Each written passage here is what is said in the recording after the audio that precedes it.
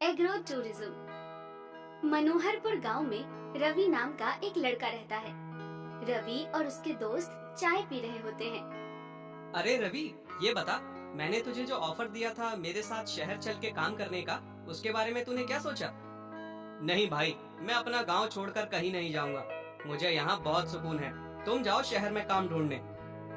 अरे तो क्या जिंदगी भर इसी तरह अपने माँ पिताजी पर बोझ बने रहोगे? तुम कहते हो खेती बाड़ी तुमसे होती नहीं, शहर जाकर काम करना नहीं चाहते, तो आखिर करोगे क्या? कुछ तो करना ही पड़ेगा जीवन काटने के लिए। क्या मनोज भाई, सुबह सुबह ज्ञान दे रहे हो? तुम मेरी चिंता मत करो, मैं कुछ कर लूंगा। रवि वहाँ से उठकर चला जाता है। रवि बचपन में बहुत होनहार लड़का था। सभी गांव वाले कहते थे कि ये बड़ा होकर जरूर गांव का नाम रोशन करेगा।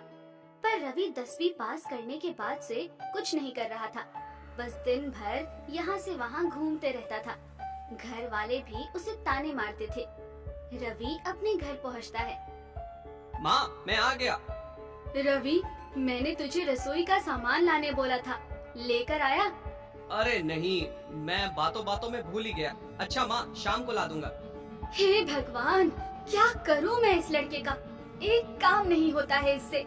उम्मीद लगाना ही व्यर्थ है। बस दिन भर बड़े बड़े खटिया तोड़ते रहता है। कम से कम अपने पिताजी का खेत में ही मदद कर दिया कर। अरे माँ, तुम्हें मुझसे इतनी तकलीफ है तो मैं यहाँ से चला जाता हूँ।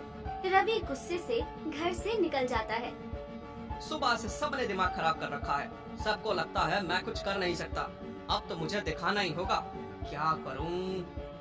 रवि कुछ देर बाद सोचता है, फिर उसे एक आइडिया आता है। रवि अपने पिताजी के खेत पहुंचता है। वहाँ उसके पिताजी काम कर रहे होते हैं। हाँ, ये अच्छा आइडिया है। चलो काम शुरू करते हैं।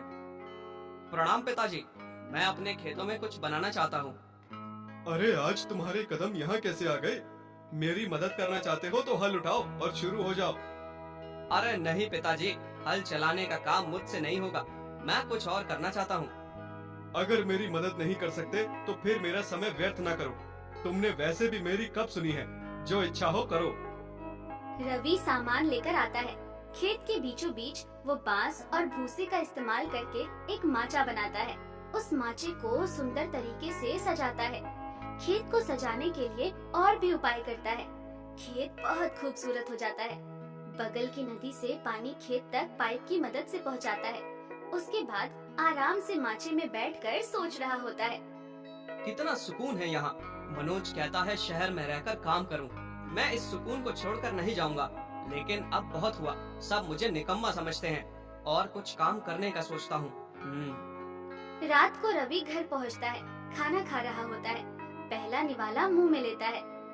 माँ, तुम्हारे हाथों में तो सचमुच जादू है। आनंद आ जाता है खाना खाकर। ऐसा खाना पूरी दुनिया में कहीं नहीं मिलता। इतना कहते ही उसके दिमाग में आइडिया आता है। वो पिताजी से कहता है, पिताजी, मुझे अपना काम शुरू करने के लिए कुछ पैसे चाहिए। मैं अब और घर पर नहीं रहना चाहता। क्या काम करना चाहते हो तुम? मैं गांव का खाना गाड़ी में ले जाकर शहर में बेचूंगा। आप मेरी मानिए पिताजी, ये काम बहुत चलेगा। शहर वाले लोग गांव का खाना पसंद करते हैं। माँ खाना बना देगी। देखो बेटा, ये हमारी बचत के पैसे हैं। इसे सोच समझ कर इस्तेमाल करना। मैं तुम्हें एक मौका देता हूँ। रवि के पिताजी मान जाते हैं। रवि 50,000 लेकर एक वैन खरीदता है। उसमें अपनी माँ का बनाया हुआ खाना शहर लेकर जाता है। वहाँ उसे बेचता है। शहर की भाग दौड़ भरी जिंदगी में लोगों को गांव का शुद्ध और स्वादिष्ट खाना बहुत पसंद आता है। रवि का काम चलने लगता है। बड़ी बड़ी ऑफिस में काम करने वाले लोग उसके वैन का खाना खाने लगते हैं।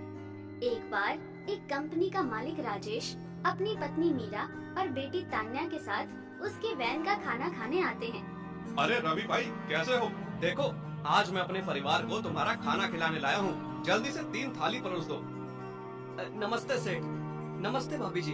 अरे छुटकी, बैठिए सेठ, अभी स्वादिष्ट थाली तैयार करता हूँ। देखो मीरा, ये वही जगह है जिसके बारे में मैं तुम्हें बता रहा था।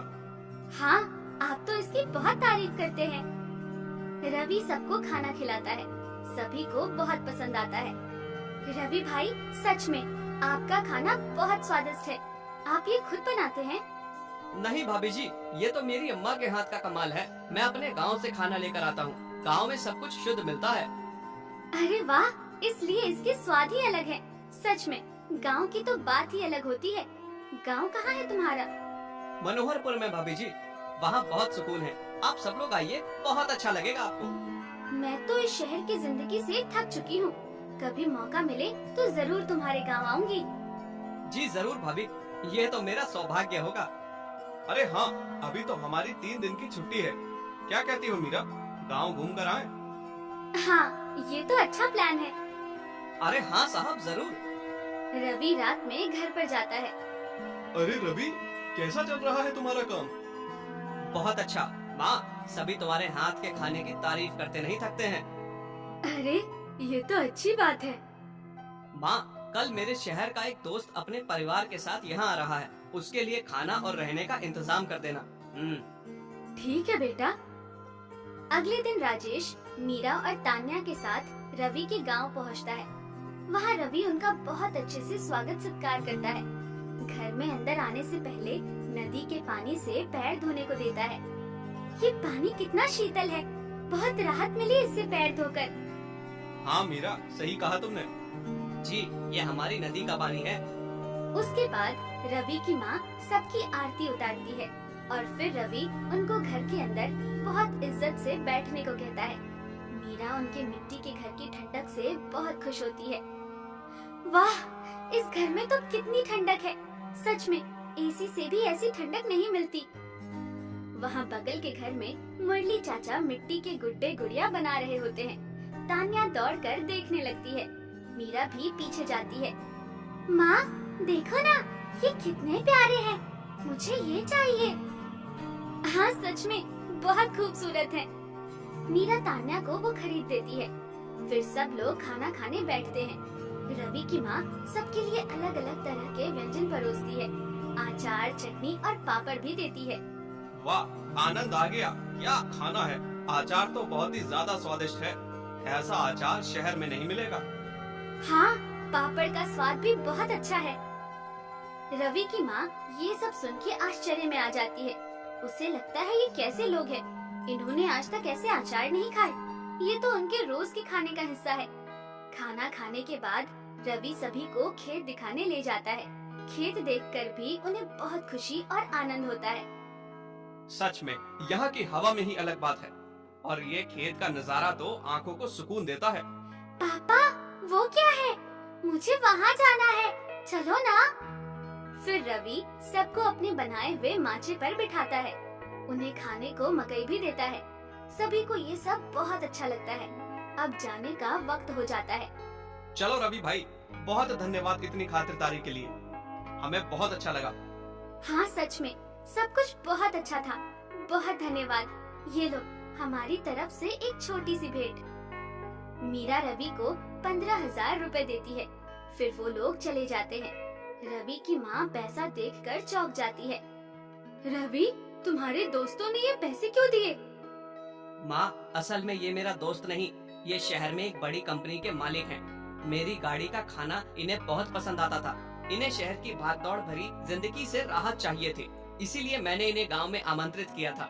शहर के लोगों को गांव का माहौल बहुत आनंदमय लगता है। इसे एग्रो टूरिज्म कहते हैं। हम इससे अच्छी कमाई कर सकते हैं। एक दिन में ही 15,000। अब से हम यही काम करेंगे।